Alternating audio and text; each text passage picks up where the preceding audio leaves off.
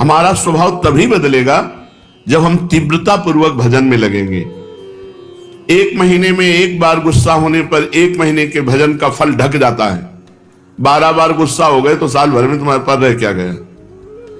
अच्छे से गुस्सा हो जाने पर एक महीने का भजन का फल ढक जाता है। ये संत जन बावरे थोड़ी कि मारो तो भी गुस्सा नहीं होते, शांत रहते हैं। तो बोले जो मारने वाला है फिर वो अगर उसको प्रतिकूलता नहीं दी जाएगी तो और बढ़ जाएगा। नहीं, उमा क्षमा साप होते भारी, अपने कर्म जाए अपकारी। जो तुम्हारा अपकार कर रहा है उसे क्षमा कर दो, तुम्हारी क्षमा उसके लिए सांप से भी बढ़कर जाकर दंड देने वाली बन जाएगी। तुम्हारा भजन तो बढ़िया बच गया और उसको दंड सांप से भी अधिक मिल जाएगा। उमा क्षमा साप होते भारी, अपने कर्म जाए अपकारी। छोड़ो उसको, शांत रहो। कोई बात करे तो बहुत नम्र और मृदु बात करो और सावधानी पूर्वक जीवन व्यतीत करो। ऐसे किसी स्त्री पुरुष से बात ही न करो जिससे कोई संबंध नहीं है। व्यर्थ में नेत्रों को बहुत संभाल के, वाणी को बहुत संभाल के रास्ते चलते, श्री हरिवंश, जिधर वो श्री हरिवंश आया उधर से मुंह फेरो और फिर बोलो श्री हरिवंश तो चल दो। साधु का स्वभाव ऐसा नहीं होता। ऐसे करोगे फंस जाओगे, ऐसे करोगे फंस जाओगे। बिल्कुल नहीं फंसना। कोई श्री हरिवंश नाम के सहारे, राधा नाम के सहारे आपसे नेत्र मिलाना चाहता है, आपसे बातचीत करना चाहता है, बिल्कुल नहीं है श्री। और अगर स्त्री शरीर में है तो बोलना ही नहीं है। कोई पुरुष आपसे कह रहा है भाई जी श्री हरिवंश, बोलना ही नहीं। वो भले माने कि गुस्सा है क्या, पागल है क्या, सुनाई नहीं देता क्या, यही माने तो अच्छा है। ज्यादा अपने को प्रवीण संत न समझ ले, नहीं तो फंसने में देर नहीं लगती। माया फौरन फंसा लेती है, चित्त वृत्ति आकर्षित हो जाती है। इसलिए अपना स्वभाव बदले। भजन का फल है स्वभाव का बदलना। पूरी चेष्टा करता हूं साधना में, परिस्थिति में सुधार संतोषजनक नहीं आ रही, बड़ी निराशा छा रही है। जो साधक भगवान की कृपा का आश्रय लेकर साधना करता है, साधना में संलग्न है, प्रमाद नहीं करता, और ये स्थिति है कि संतोष नहीं हो रहा है, बढ़िया बात है। भगवान की कृपा का भरोसा करके साधना में कोई कमी नहीं पर संतोष नहीं हो रहा, ये बढ़िया बात है। संतोष होना बहुत हानिकारक है साधना में। साधना में असंतोष बढ़िया है। कभी संतोष नहीं, और भजन और भजन और साधन। संतोष हो गया तो मन कहेगा नियम तो पूरा ही हो गया, थोड़ी देर मनोरंजन कर लेते हैं। संतोष नहीं होना चाहिए, पर भगवान की कृपा का आश्रय और सच्चाई से साधना में लगन पूर्वक लगना। अमर पद की प्राप्ति का उपाय क्या है?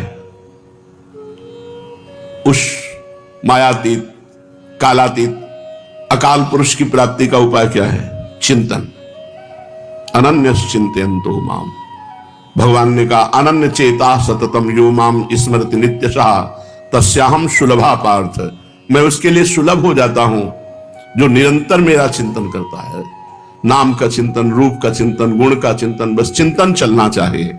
चिंतन, भगवत चिंतन से अमर पद की प्राप्ति होती है। जब युद्ध जैसे कार्य में भी भगवत चिंतन हो सकता है तो हर कार्य में भगवत चिंतन हो सकता है। माम स्मर युद्ध च। जब युद्ध जैसे कार्य में भगवान का स्मरण हो सकता है तो कोई भी कार्य ऐसा नहीं जिसको करते हुए हम भगवत स्मरण ना कर सके। निरंतर भगवत स्मरण ही अमर पद, भगवत प्राप्ति, परम पद के उपाय हैं। अगर भगवत चिंतन में अंतर पड़ रहा है तो उतना ही अंतर पड़ रहा है अमर पद में। क्या साधना में वेश धारण करना आवश्यक है?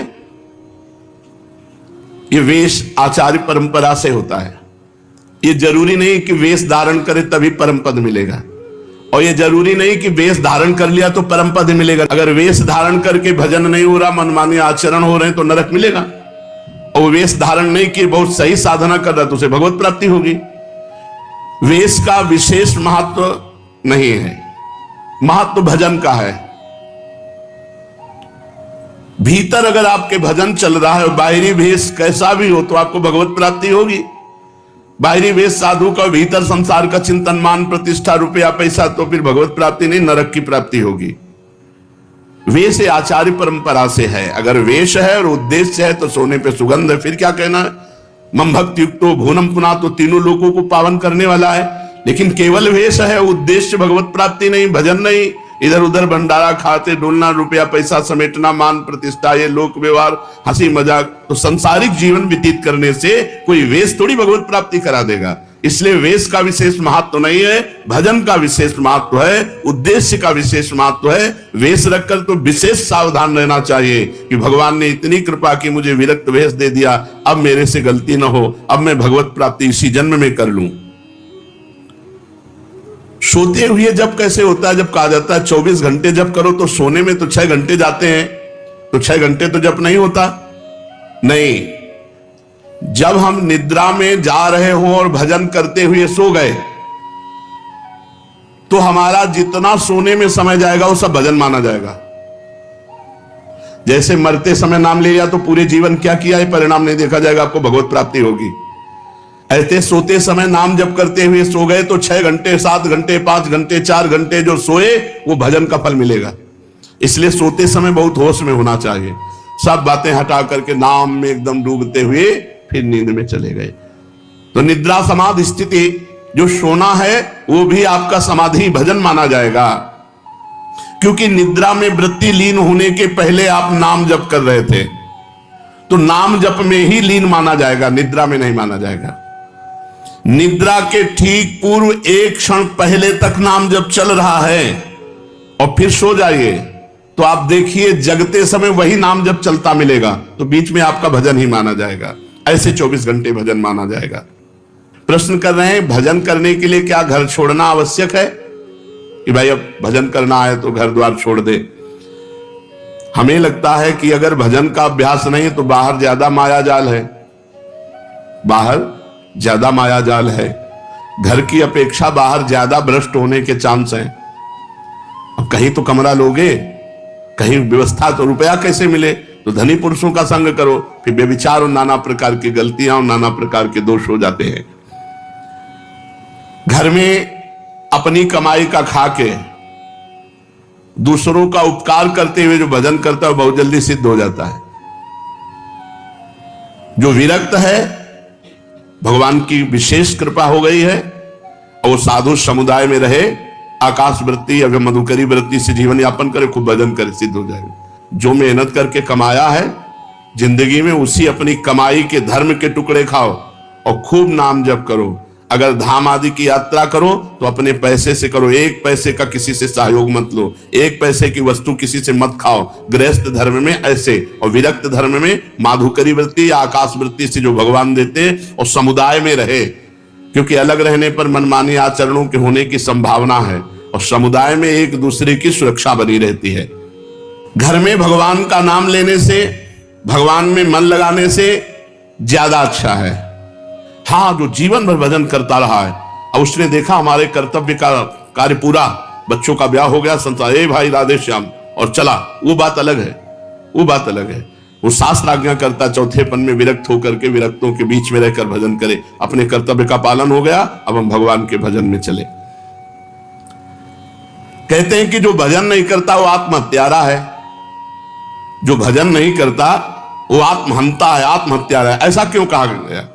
बोले भगवान ने कृपा करके मनुष्य जन्म दिया है, कृपा करके सुविधा दी है कि इस जन्म में प्रमाद से हटकर भजन करके मेरी प्राप्ति कर लो, और अगर आपने नहीं की तो यह अपराध बना और आप आत्महत्यारे कह जाओगे। जो न तरय भवसागर अस समाज नर पाए, स्वत निंदक मंदमति आत्महनन गति जाए।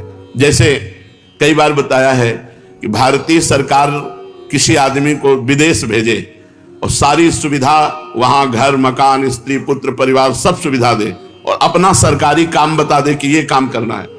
अब उसने सरकारी काम तो किया नहीं, सरकारी सुविधा का भोग करके बेटी बेटे को पढ़ाया, ब्याह किया, सब किया, सब किया। और जब भारत लौटा तो उसे पूछा गया वो कार्य, जिस कार्य के कारण आपको विदेश भेजा गया था, जिस कार्य के कारण आपको सुविधा दी गई थी, वो कार्य? बोले वो कार्य तो नहीं हुआ, तो वो दंडनीय अपराध होगा और उसे जेल मिलेगी, क्योंकि उसको उस कार्य के लिए सारी सुविधाएं दी गई थी। तो भगवान ने मृत्यु लोक में मनुष्य रूप में हमें भेजा भारत में, किस लिए? जाओ साधन धाम मोक्ष कर द्वारा, साधना करो और अपने जीवन को मुक्त अवस्था में लाओ, भगवत प्राप्ति कर लो। तो लड़का पत्नी परिवार सबका पालन पोषण किया, खूब सब कुछ किया, लेकिन प्रधान सरकारी कार्य भजन करके भगवत प्राप्ति ये नहीं किया, तो आपको जो गति आत्महत्यारे की होती है वही दुर्गति आपकी होगी। हम आपसे और समझना चाहते हैं। कुछ ऐसा कहा जाता है कि अगर राम के साथ सीता की उपासना न करे और कृष्ण के साथ राधाजू की उपासना न करे तो नरकगामी होते हैं, ऐसा सुना है? नहीं, शास्त्रों में जो वर्णन है उसको समझना है।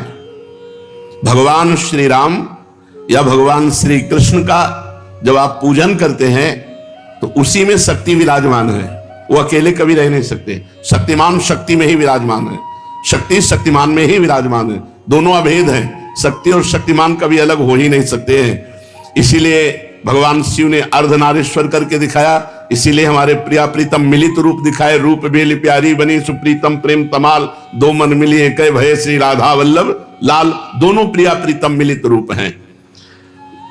यदि रामकृष्ण के उपासकों को नरक जाना पड़े तब तो धोखा ही धोखा हो गया। ऐसा जो कोई वर्णन करता तब तो धोखा ही हो गया। विवेक पूर्वक यहां उपासना करने की भावना है कि जब हम राम जी का उपासन कर रहे हैं तो उसमें सिया जी भी विराजमान है, जब कृष्ण जी की उपासना कर रहे हैं तो उनमें राधाजू भी विराजमान है। वस्तुतः एक की हो ही नहीं सकती, क्योंकि अकेले कभी रहते ही नहीं। शक्तिमान में तो शक्ति विराजमान है, तभी तो, बिना शक्ति के कुछ है ही नहीं। तो जब हम राम जी की पूजा कर रहे हैं तो उनकी शक्ति की भी पूजा हो रही, सिया जी साथ है। जब श्याम जी की पूजा कर रहे हैं तो राधाजू साथ है। तो शक्तिमान को छोड़कर शक्ति की अलग उपासना कर ही नहीं सकता कोई। दोनों पृथक हैं ही नहीं, दोनों पृथक दिखते हुए भी अभिन्न हैं। जैसे श्री हरिवंश सुरीत सुनाऊं, श्यामा श्याम एक संगाऊं, छिन कबौन अंतर हुई, प्राण सु एक देह है दोई। प्राण सु एक देह है दोई, देह दो है और प्राण एक है, मन एक है, रुचि एक है, स्वभाव एक है, वैसे एक है। जो मनुष्य इनको भिन्न भिन्न मानकर पूजा करता है उसको मान सकते हैं, जो अंतराय रखता है। लेकिन भगवान की पूजा करने वाला कभी नरक कैसे जा सकता है? एक बात आपसे पूछते हैं कि भजन जब अनुकूल परिस्थिति होती है तो खूब होता है, और जब प्रतिकूल परिस्थिति आ जाती है तो भजन नहीं होता है। बड़ी समस्या है। भजन अमुक परिस्थिति में होता है, वो भजन ही क्या? भजन का अभ्यास परिस्थिति से नहीं, परिस्थिति से ऊपर उठ के हर परिस्थिति में भजन। बड़ी कृपा रही, भूखे रहकर भजन, खा के भजन, सर्दी में भजन, ओढ़ के भजन, गर्मी में भजन, एसी में भजन, हर परिस्थिति में भजन हमारा होना चाहिए। ये देख लो, ये आहा राधा राधा राधा, और जब गर्मी पड़ रही वो बड़ी गर्मी है, ऐसा नहीं। गर्मी है तो राधा राधा, और एसी है तो राधा राधा, भूखे हैं तो राधा राधा, छके हैं तो राधा राधा। वो भजन ही क्या जो परिस्थिति में हो, अनुकूल परिस्थिति मिली भजन हो गई, और भूखे हैं तो भोजन का चिंतन हो रहा है, नहीं रख। ये अपने को कसना चाहिए, एक आध दिन भूखे रखकर भजन में करना चाहिए कि देखें हमारा भूख में भजन होता है कि नहीं।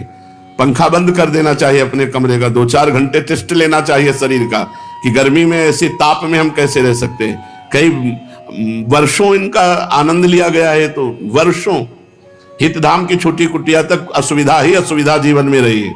ये तो अभी चंद दिनों की सुविधा है। प्रत्येक परिस्थिति में भजन स्मरण, चाहे प्रतिकूल परिस्थिति हो चाहे अनुकूल परिस्थिति हो, भजन नहीं छूटना चाहिए। जब तुम ऐसा नियम लेकर दृढ़ता पूर्वक भजन करोगे तो फिर प्रतिकूल परिस्थिति में भजन होने लगेगा। अखंड भजन उसी को कहलाता है, वही कर सकता है जो हर परिस्थिति में भजन करता है। साधक के जीवन में कभी कभी दुर्भाग्य का भी अवसर आता है, वो अपने को हे समझने लगता है। जब जगत उसका अपमान करे, संसार उसकी निंदा करे, कोई उसको पूछे ना, तो उसे प्रसन्न होना चाहिए कि अब भगवान के मिलन की बात आ रही है। सम्मान, अनुकूलता, सुख ये भगवान से अलग करते हैं, अपमान, प्रतिकूलता, दुख ये भगवान के सम्मुख करते हैं। जो साधक अपना चुना हुआ साधन करता है उसमें जरूर अहंकार आ जाता है। मैं व्रतशील, मैं मौनी, मैं तपस्वी, मैं, फिर उसको गिरना पड़ेगा। ये माया बड़ी बलवती है।